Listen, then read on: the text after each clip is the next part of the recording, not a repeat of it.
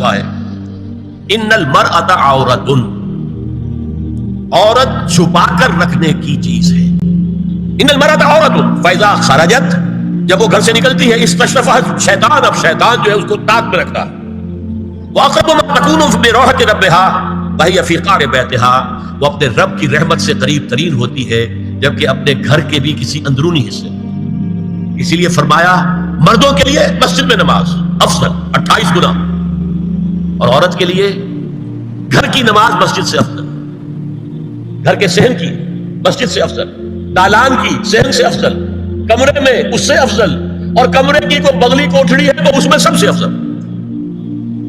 یہ احادیث نبی صلی اللہ علیہ وسلم. عبداللہ ابن احمد ابن حنبل نے زوائد الزہد میں اور ابن ابی شیبہ نے ابن سعد نے اپنی کتابوں میں مسروق کی روایت نقل کی ہے کہ حضرت عائشہ جب تلاوت قرآن کرتے ہوئے اس آیت پر پہنچتی تھی وَقَرْنَ فِي بُيُوتِكُنَّ، تو بے اختیار وہ پڑھتی تھی قرآن کہتے ہیں گھروں میں رہو. حضرت عائشہ نے شہادت عثمان کے بعد باہر نکل کر لشکر کی قیادت کی. پھر ساری عمر افسوس تھا کہ میں نے غلط کہا. حافظ ابو بکر بزار حضرت انس سے روایت کرتے ہیں کہ عورتوں نے حضور سے عرض کیا کہ ساری فضیلت عمر لوٹ کے لے گئے، وہ جہاد کرتے ہیں، خدا کی راہ میں بڑے بڑے کام کرتے ہیں، ہم کیا عمل کریں کہ ہمیں بھی مجاہدین کے برابر اجر مل سکے؟ جواب میں آپ نے فرمایا من قعدت منکن فی بیتہا فانہا تدرک عمل المجاہدین، تم میں سے جو شخص اپنے گھر میں بیٹھی رہے گی وہ مجاہدین کا اجر حاصل کرے. یہ ایک ہوا کا رخ ہے، بتایا جا رہا ہے، یہ نظام ہے جس کو اس شکل میں دیا جا رہا ہے. اب آئیے سورہ نور کی طرف. یا ایھا الذین آمنوا لا تدخلوا بیوتا غیر بیوتکم حتی تستأنسوا وتسلموا علی اہلها ذلکم خیر لکم لعلکم تذکرون. اہل ایمان مت ہرگز مت داخل ہو اپنے گھروں کے علاوہ کسی اور گھر میں جب تک کہ تم ان کے ساتھ مانوس نہ ہو جاؤ، اذن نہ لے لو، ان پر سلام نہ کرو، یہی تمہارے لیے خیر بہتر ہے. اس کے بعد تفصیل آئی ہے، اس میں میں اس وقت نہیں جا رہا. اور جو لوگ اس پر عمل نہیں کرتے ان کے بارے میں قرآن مجید کیا کچھ حضور کیا کچھ فرما رہے ہیں، یہ آپ سن لیجیے. بہت سخت احکام.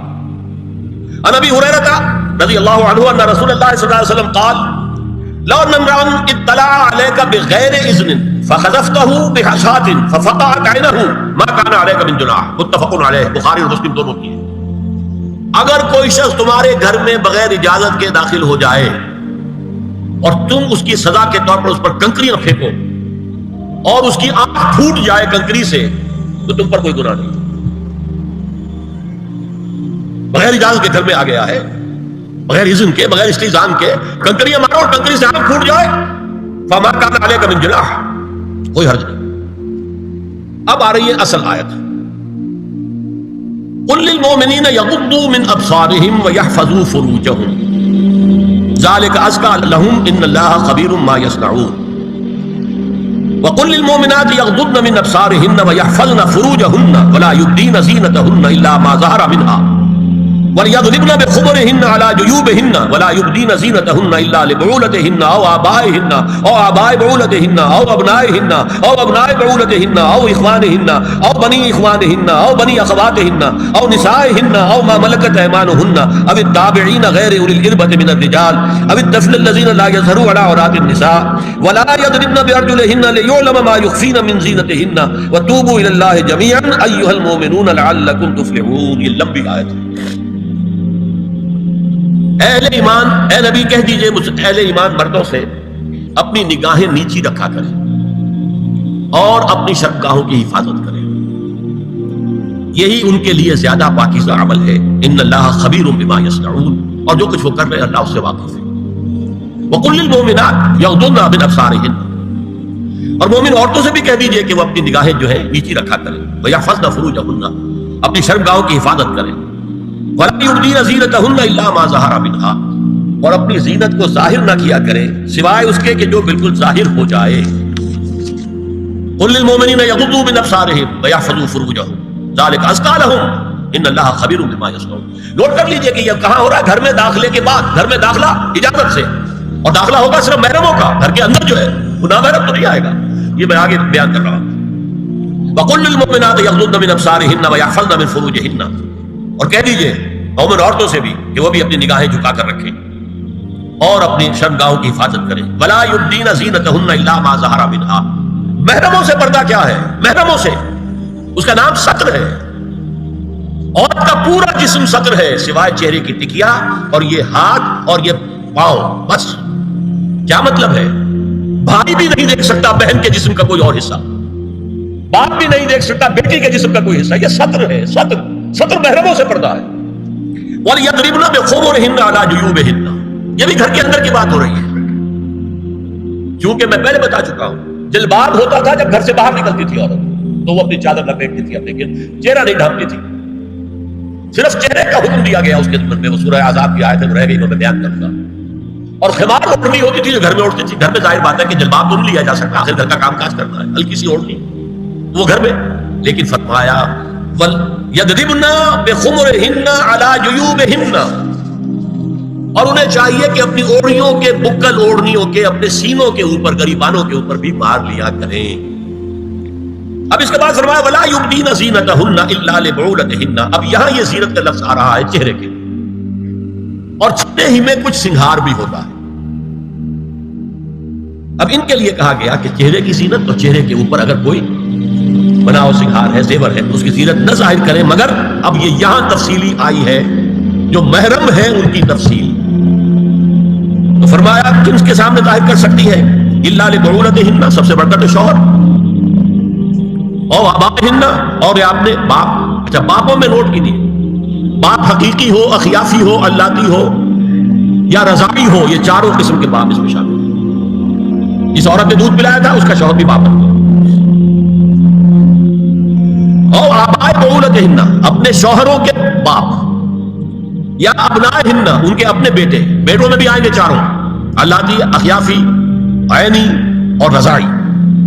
او ابنائے بعولتہن، اور اپنے شوہروں کے بیٹے، ہو سکتا ہے شوہروں کی اور بیویاں بھی ہوں تو ان کے بیٹے بھی، جو ستیلے بیٹے ہیں وہ بھی محرم، ان سے کسی شکل میں کبھی شادی نہیں ہو سکتی۔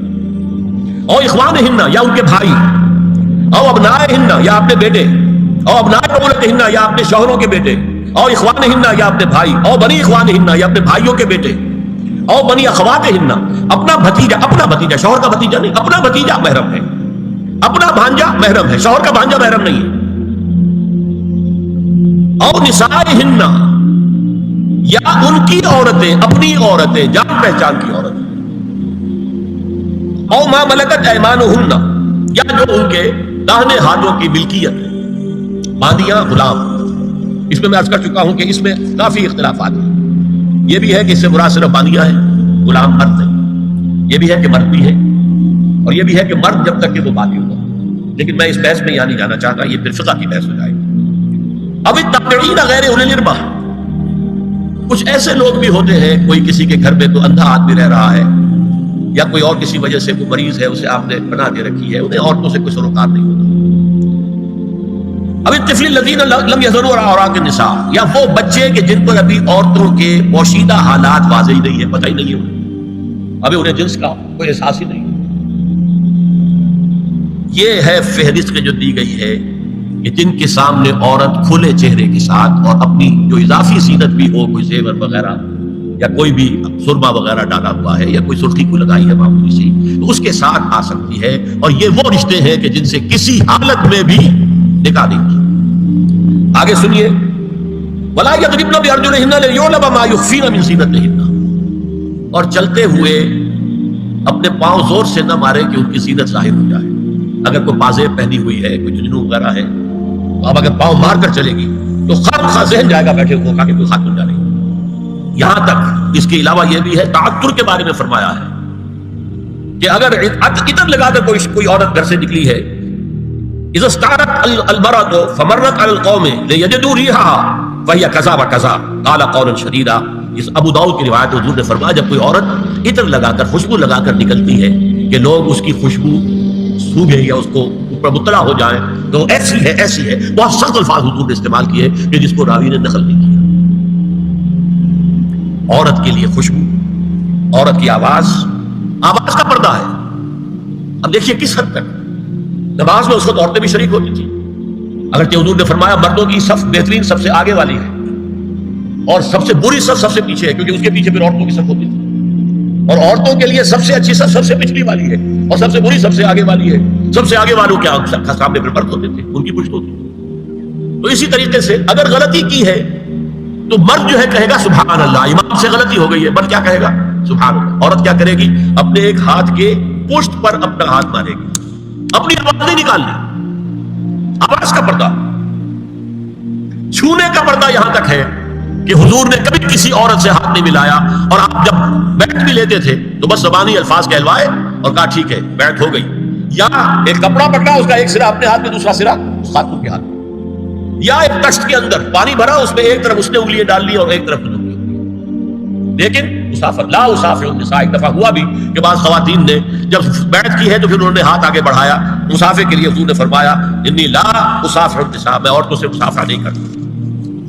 یا ایھا النبی قل لازواجک وبناتک ونساء المؤمنین یدنین علیہن من جلابیبہن ذلک ادنی ان یعرفن فلا یؤذین وکان اللہ غفورا رحیما۔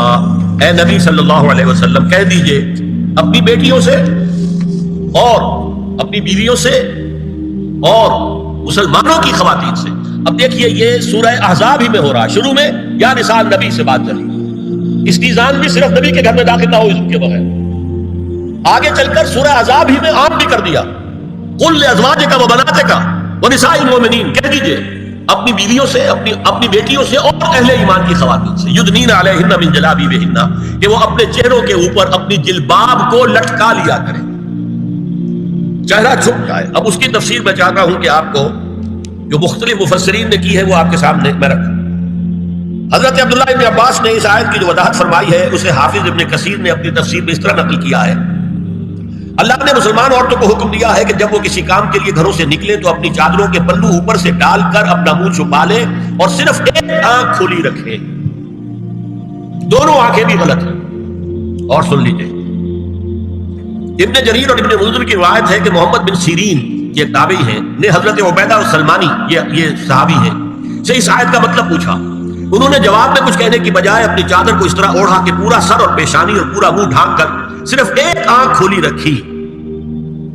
اور سنیے، ابو بکر بن عبداللہ ابن عربی نے یدنین علیہن من جلابیبہن کا مفہوم من الفاظ میں بیان کیا ہے، تغطی بہ وجہہا حتی لا یظہر منہا الا عینہا الیسریٰ، کہ عورت اپنی چادر کو پورے وجود پر ڈھانپ لے اور اس طرح چہرے کو بھی ڈھانپے کہ صرف بائیں آنکھ کھولی رہے۔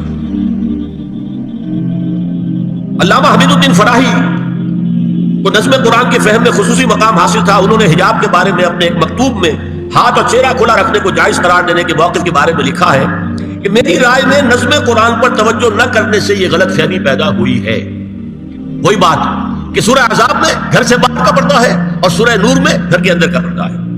بہرحال الحق احق بان یتبع، حق جو ہے وہ اس کا زیادہ حقدار ہے کہ اس کی پیروی کی جائے۔ میں اس مسئلے پر مطمئن ہوں اور میرے نزدیک اجنبی سے پورا پردہ کرنا واجب ہے، اور قرآن نے یہی حجاب واجب کیا ہے جو شرفاء میں مروج ہے، بلکہ اس سے بھی قدر زائد۔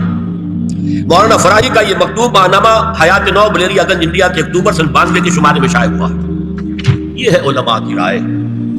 حضرت ام سلمہ اور حضرت میمونہ نبی صلی اللہ علیہ وسلم کے پاس بیٹھی تھی، اتنے میں حضرت ابن ام مکتوم آ گئے۔ نبی صلی اللہ علیہ وسلم نے ان دونوں سے فرمایا احتجبا منہ، ان سے پردہ کرو۔ ازواج نے عرض کیا یا رسول اللہ الیس اعمی لا یبصرنا ولا یعرفنا، حضور کیا یہ اندھے نہیں ہیں، یہ نہ ہمیں دیکھ رہے ہیں نہ ہمیں پہچانتے ہیں؟ فرمایا افعمدایان انتما، کیا تم دونوں بھی اندھی ہو؟ اللہ تم سرا نہیں، کیا تم نہیں دیکھ رہی ان کو؟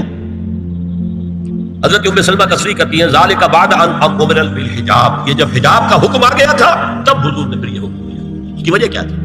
حضرت عبداللہ ابن مکتوم کا گھر میں آنا جانا تھا، تو اگرچہ اندھے ہیں لیکن یہ کہ یہ بار بار کا آنا جانا اس سے فتنے کا ایک دروازہ کھل سکتا ہے، اس دروازے کو بند کر دیا گیا۔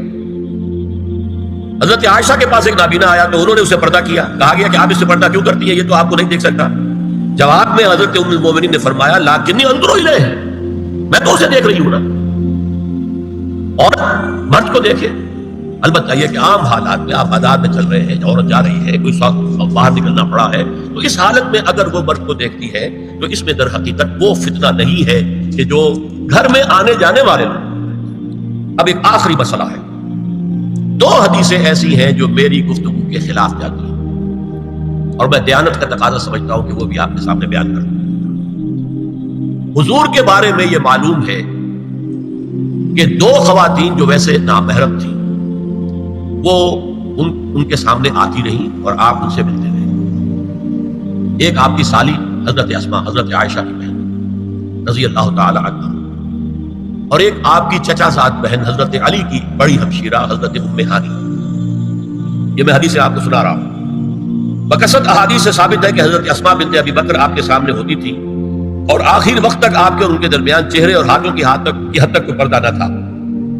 حجۃ الوداع نبی صلی اللہ علیہ وسلم کی وفات سے صرف چند مہینے پہلے کا واقعہ ہے اور اس وقت تک بھی یہی حالت قائم رہی۔ یہ ابو داؤد کتاب الحج۔ دوسری روایت حضرت ام ہانی رضی اللہ تعالی عنہا جو ابو طالب کی صاحبزادی اور نبی صلی اللہ علیہ وسلم کی چچا زاد بہن تھی، آخری وقت تک حضور کے سامنے ہوتی نہیں اور کم از کم منہ اور چہرے کا پردہ انہوں نے آپ سے کبھی نہیں کیا۔ فتح مکہ کے موقع کا ایک واقعہ وہ خود بیان کرتی ہیں جس سے اس کا ثبوت ملتا ہے۔ یہ ابو داؤد کی روایت ہے۔ یہ روایتیں ہیں، میں انہیں تسلیم کرتا ہوں اور میں نے اب جو کچھ بیان کیا ہے اس سے یہ ایک بالکل برعکس بات سامنے لا رہی ہے۔ اب یہ ہے کہ یا تو ہم ان دو حدیثوں کو اصل مان کر باقی ساری حدیثیں جو ہیں ان کو ختم کریں۔ میں تو آپ کو سنا نہیں سکا، میرے پاس تو بہت زیادہ حدیثوں کا مواد تھا۔ چہرے کے پردے کے لیے حدیثیں جو ہیں، استیزان کے لیے کتنی حدیثیں ہیں، چہرے کے پردے کے بارے میں بہت زیادہ حدیثیں ہیں۔ حضرت ام خلاد ایک خاتون تھی، ان کا بیٹا ایک غزوے میں شہید ہو گیا، وہ اس کے بارے میں کچھ پوچھنے کے لیے حضور کے پاس آئی، صحابہ بیٹھے ہوئے تھے، انہوں نے نقاب ڈالا ہوا تھا، منتقبۃ، نقاب کا لفظ بھی حدیث میں موجود ہے۔ یہ لوگ کہتے ہیں نقاب تو جو ہے یہ بعد کی پیداوار ہے، یہ لفظ کوئی ہے نہیں۔ حجاب کا لفظ قرآن میں ہے، جلباب کا لفظ قرآن میں ہے، خمار کا ذکر قرآن میں ہے، اور یہ منتقبۃ، نقاب ڈالی۔ لوگوں نے کہا عجیب عورت ہے یہ، اس کا بچہ شہید ہو گیا ہے، مطلب یہ کہ سخت صدمے کی کیفیت اور یہ اس وقت